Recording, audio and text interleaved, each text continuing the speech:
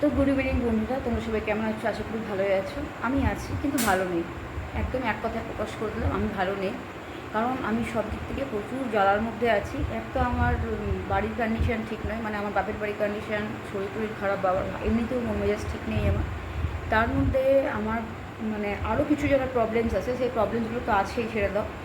আর ইদানিং আমি আজকে সকাল থেকে প্রচুর প্রবলেম, আমি লাইফে বলি না কখনো যে আমার লাইফে কী কী প্রবলেম হয়, কারণ আমি যে কষ্টের মধ্যে যাই আমি সেটাকে কারোর সঙ্গে শেয়ার করতে চাই না। কারণ আমি একমাত্র জানি, আমি জানি ওপর দিকে থুতু করলে নেবে মুখে এসে পড়ে, সেটা আমি জানি। যার জন্য আমি বাধ্য হয়ে কিচ্ছুই বলি না, কারণ আমার জীবনে যা যা ঘটেছে আমি কাউকে কিছু বলে উঠতে পারবো না।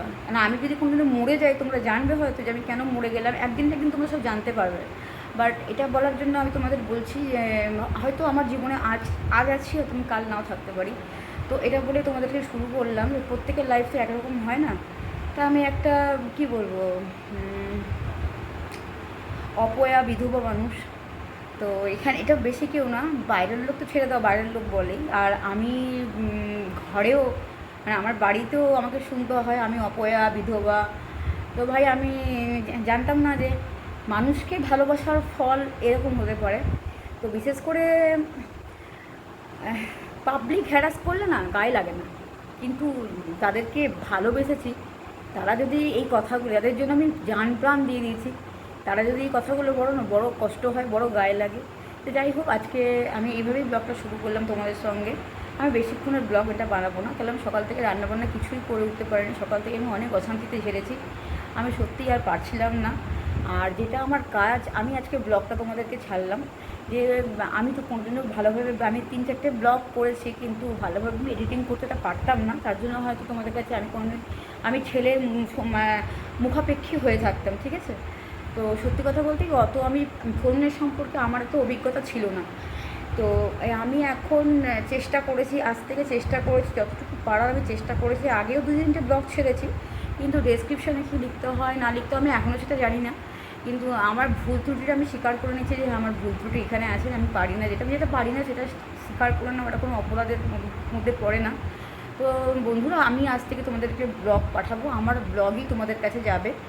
তো আমি এই টাইমটা নিজেই ব্লগ বানাবো। যদি আমার কোনো ভুল ত্রুটি হয়ে থাকে, তোমরা আমাকে তোমাদের নিজেদের দিদি বন্ধু মনে করে ক্ষমা করে দিও। আজ থেকে ব্লগটা আমিই বানাবো, যদি কোনো ভুল থাকে আমাকে একটু ধরিয়ে দিও, আমি নিশ্চয়ই সেটাকে মানে ঠিক করার চেষ্টা করব। আমার ভুল ত্রুটিটা দেখে আমি শুধরে দেওয়ার চেষ্টা করব।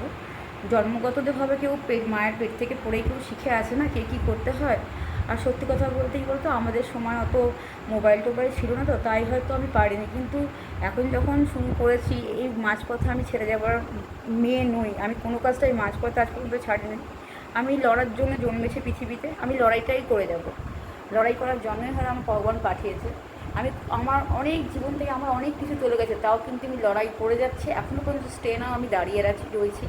আমার সঙ্গে কী কী হয় অ্যাকচুয়ালি আমি তোমাদেরকে বলে বোঝাতে পারবো না, বলবোও না কোনো দিনও। কিন্তু ব্যাপারটা কী বলো, যেদিনকে আমার সময় আসবে, যদি যদি সময় কোনো দিন যে আমি চোখ বন্ধ করেছি বা চলে গেছি পৃথিবী ছেড়ে, তাহলে হয়তো বুঝে নিও তোমরা আমি কেন গেলাম পৃথিবী ছেড়ে। এর পেছনে কোনো তো নিশ্চয়ই লজিক থাকবে, তাই হয়তো চলে গেলাম। কিন্তু এখন আমি কিছু বলবো না। আর যদি ভগবান আমার মুখে মুখ তুলে কোনোদিনও চায়, যদি কোনোদিনও ভগবান আর তোমাদের ভালোবাসা আর ভগবানের আশীর্বাদ যদি আমার উপরে থাকে, আর যদি ভগবান আমার দিকে মুখ তুলে যায়, তাহলে অবশ্যই ক্লিয়ার করবো আমি কী জন্য কী করলাম, কেন আমার সঙ্গে এরকম হলো, কী করেছিলাম আমি জীবনে কী ভুল করেছি, কী ঠিক করেছি, আমি সবটাই তোমাদের সঙ্গে শেয়ার করব। তো বন্ধুরা, আমি বেশি কথা আজকে না বলে তোমাদেরকে এটুকু ভিডিও দেখাবো। আর সকাল থেকে আমি কোনো রান্নাবান্না করে উঠতে পারিনি, কারণ সকাল থেকে আমি প্রচুর অশান্তিতে ভুগছি। আমি আমার লাইফে পুরো টোটালি লাইফটা পুরো অশান্তির মধ্যে দিয়েই কাটে। আমি আজ ভালো, আমি কাল খারাপ, কিন্তু আমার ফেস দেখে তোমরা বুঝতেই পারো যে আমি একটা কষ্টের মধ্যে থাকি। আমাকে অনেকে লিখে যে আপনার দুঃখ ছুপা রহে। হ্যাঁ বন্ধুরা, আমি সত্যি আমার দুঃখ লুকাই, কারণ দুঃখ বলে তো লাভ নেই, পাবলিক হাসবে এছাড়া কিছু রাস্তা নেই। একটা কমজোর মানুষের উপর সবাই হাসতে পারে, তার জন্য নিজের দুঃখটা আমি কোনোদিনও প্রকাশ করতে চাইতামও না। কিন্তু যদি সেরকম দিন আসে, তো আমি অবশ্যই তোমাদের সব কিছু জানিয়েই আমি পৃথিবী থেকে বিদায় নেব। কারণ কিছু সহ্য করার মতো যদি ক্ষমতা এতদিনও করছি, সহ্য করে যাচ্ছি, যেদিন আমার সহ্য ক্ষমতা ভেঙে যাবে, সেদিন আমি অবশ্যই তোমাদেরকে প্রচুর কষ্ট আমি পেয়েছি, প্রচুর হেঁটে লাইফে এত যে আমাকে জীবনে বাঁচতে গেলে যে আমাকে এত লড়াই করতে হবে, মানে যুদ্ধ করতে হবে, আমি মানে বলে তোমাদেরকে বুঝতে পারবো না। আমি শুধু একদিক থেকে না, আমার চতুর্ধার থেকে অশান্তি, তবু আমি এই ফেসটাতে হাসি রেখে তোমাদের কাছে আমি আমার নিজের কাজটাকে প্রেজেন্ট করি, চেষ্টা করি তোমাদের যতটুকু পারার মন জয় করা। তারপরে আমার এই রিল বানাবার পর বা সারাদিন কাজ করার পর আমাকে যে কষ্টটার মধ্যে ফেস করতে হয় সেটা শুধু আমি জানি, আমার ভগবান জানে। তাই এগুলো বলে তোমাদের কাছে এখন আপাতত বলবো না, যদি ভগবান কোনো জন্য চায় তো অবশ্যই তোমাদের কাছে সেটা আমি বলবো। তো সকাল থেকে যেহেতু ভিডিও বানাইনি, রান্নাবান্নাও কিছু করিনি, তো আজকে আমি শুধুমাত্র দেখো আমি ভাত বানিয়ে রেখেছি রাত্রে। আজকে গোটা 3 দিন ধরে আমি কিছু খাই না, মানে সোমবার দিন থেকে আমি উপোস করতে পারি। একটা ভিডিও আজকেই ছাড়লাম, মানে বুধবারে ছাড়লাম, এই বুধবারের ভিডিওটা হয়তো শুক্রবারে যাবে, কারণ আমি মানে আজকে যেহেতু সোমবারের ভিডিওটা ছাড়লাম বলে, তো মঙ্গলবারের ভিডিওটা আমি কাল ছাড়বো। এটা আমার পক্ষে ইম্পসিবল, যে আমার সমস্ত কাজ করে তারপর আমি রাত্রেবেলা রিডিং করছি সন্ধেবেলা। তো এই দেখো এখন শুধু ভাত বানালাম, আর এখন বসিয়েছি ডিমের ঝোল। দেখো আমি এখন ডিমের ঝোল বসিয়েছি, ডিমের ঝোলটা দিকে হচ্ছে, চলো দেখাই তোমাদেরকে। তো ডিমের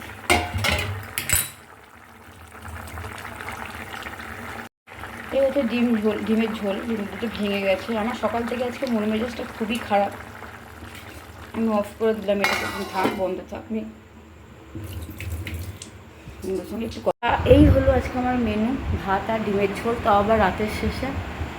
আজ সোমবার, মঙ্গলবার তো বিপত্তারিণী পুজো ছিল, তাও ওদের জন্য লুচি ফুচি করে দিলাম। নিজের এত টায়ার্ডনেস লাগছে, মানে এত শরীর খারাপ লাগছে বলে বোঝাতে পারবো না। তোমরা আমাকে বলছো যে আমি এখন লাইভে আসছি না কেন, তোমাদের বলাটা স্বাভাবিক, কারণ তোমরা বলতেই পারো লাইভে আসছি না কেন। লাইভে হয়তো আমাকে অনেকে পছন্দ করে, তাদের সঙ্গে কথাবার্তা বলে সবাই পছন্দ করে, কিন্তু বিশ্বাস করো আমার ইচ্ছে থাকলেও উপায় হচ্ছে না। আমি এতটাই অশান্তির মধ্যে আছি, তো চূড়ান্ত। আমি শুধু ঘরে বাইরের অশান্তি নয়, আমার জীবনে অনেক ধাক্কা আমি এখন খেয়ে বসে আছি।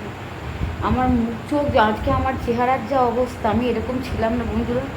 আমার যে আজকে চেহারার অবস্থা দেখছো, বা আমার ঘরের যা কন্ডিশন দেখছো, বা আমার মুখের যে অবস্থা দেখছো না, আমি অনেক ঝড় ঝাপটা পেরিয়ে, আমি যাদেরকে সবথেকে বেশি আমি জীবনে গুরুত্ব দিয়েছি না, তারাই আমার জীবনে সবথেকে ধোকার কারণ হয়েছে। সবথেকে বেশি ধোকা তাদের কাছ থেকে আমি পেয়েছি।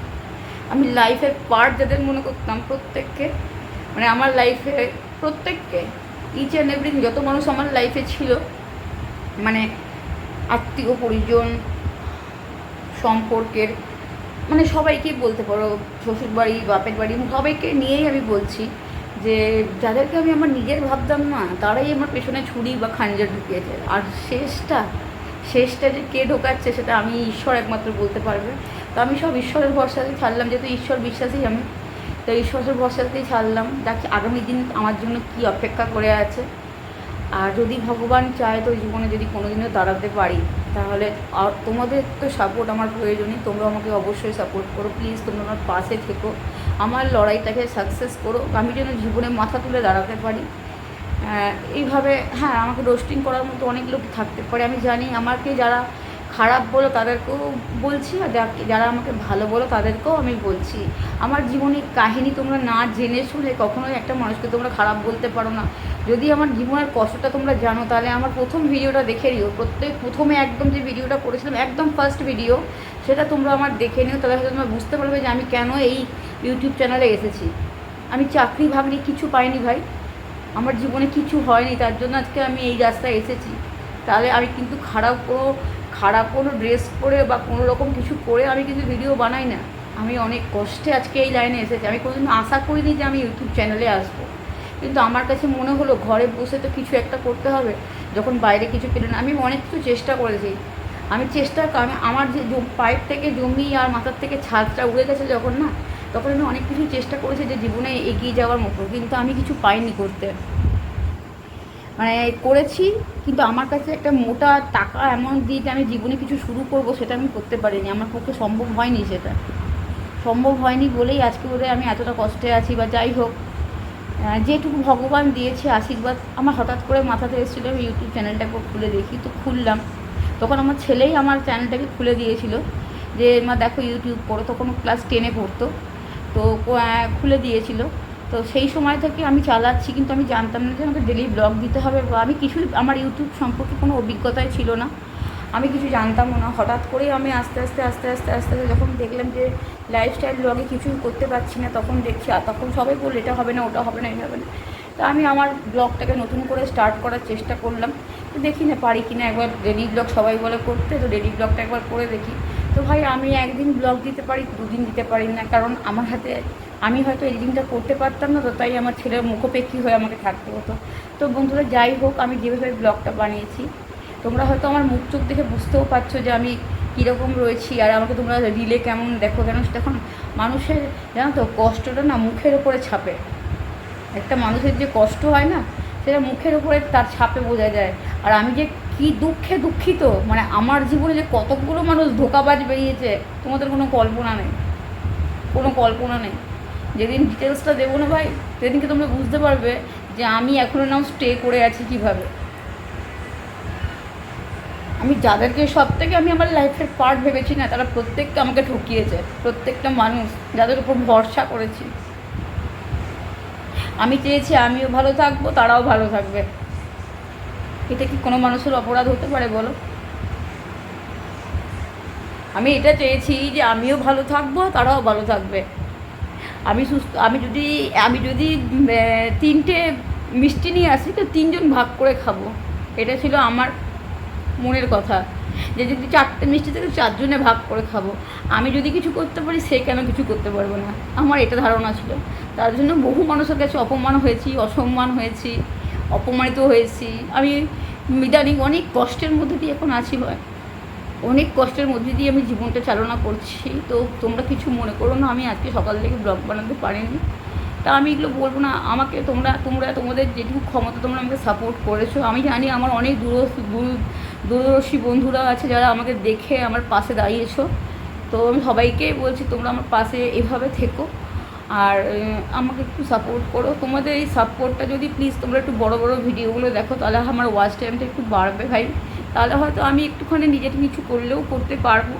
তো এটা স্কিপ করে প্লিজ দেখো না, একটু ভালো করে দেখো, তাহলে হয়তো আমার এই দিদিটার জন্য একটু সাহায্য করো, যেন এই দিদিটার যেন লড়াই হেরে না যায়। আমার লাইফে যে কী জার্নি ভাই, যেদিন আমি কোনোদিন মাথা তুলে দাঁড়াতে পারবো, সেদিন তোমাদের সবটা আমি শেয়ার করবো যে আমার কেন এত কষ্ট ছিল জীবনে। আজ আমি তোমাদের কিছু বলবো না, কারণ আমার পায়ের জমিটাও আমার নয়। কী কষ্টটার মধ্যে দিয়ে আমি গেছি, আর আমাকে মানুষজন কত ছোট করেছে, ইভেন আমার নিজের রক্ত পর্যন্ত আমাকে যেভাবে ছোট করেছে না, যেভাবে অত্যাচারিত হয়েছে না, সব জানবে, সব জানতে পারবে। আর তার কাছে যদি আমি মরে যাই, তাহলে হয়তো সেটা মিটেই গেল, তাহলে তো আমার আশেপাশের লোকেরাই রোস্টিং করে দেবে। তো ব্যাপারটা হচ্ছে এইটা, আমি অনেক কষ্টের মধ্যে দিয়ে আছি ভাই। তোমরা প্লিজ পারলে আমাকে সাপোর্ট করো। আর এই এতটুকুই ভিডিওটা করলাম, আর এর থেকে বেশি তোমাদের কিছু বলতে পারছি না। প্লিজ তোমরা আমার পাশে থেকো। আমার যদি ভুল ত্রুটি কিছু ভিডিও বানাতে থাকে, তাহলে অবশ্যই আমাকে কমেন্ট বক্সে জানিও, আর আমি সেটাকে সংশোধন করার চেষ্টা করব। তো প্লিজ, আর আমাকে না জেনে, আমাকে না বুঝে আমার কমেন্টে গিয়ে, আমার রিলস দেখে উল্টোপাল্টা কমেন্ট প্লিজ করো না। সবাই সব কিছু পারে না, তোমরা পারো বলে যে আমিও পারবো সেটা না। আমার যেটুকু আমার ক্ষমতার মধ্যে কোলায়, আমি সেটুকু করার চেষ্টা করি, ঠিক আছে? তো তোমরা সবাই ভালো থেকো, সুস্থ থেকো। আজকের মতো ভিডিওটাকে আমি এখানেই শেষ করছি। আবার একটা সকালেই তোমাদের সামনে হাজির হবো, যতদিন আমি বেঁচে আছি। আর আজকের পর থেকে ভিডিওগুলো আমিই বাড়াবো। প্রত্যেক দিনের ভিডিও ঠিক এই টাইমেই যাবে। আমার যদি কিছু ভুল হয়ে থাকে, আমাকে কমেন্ট বক্সে জানিও, আমি তোমাদেরকে সংশোধন করার চেষ্টা করব। তো আজকের মতো আমি এখানেই শেষ করলাম। গুড নাইট, শুভরাত্রি।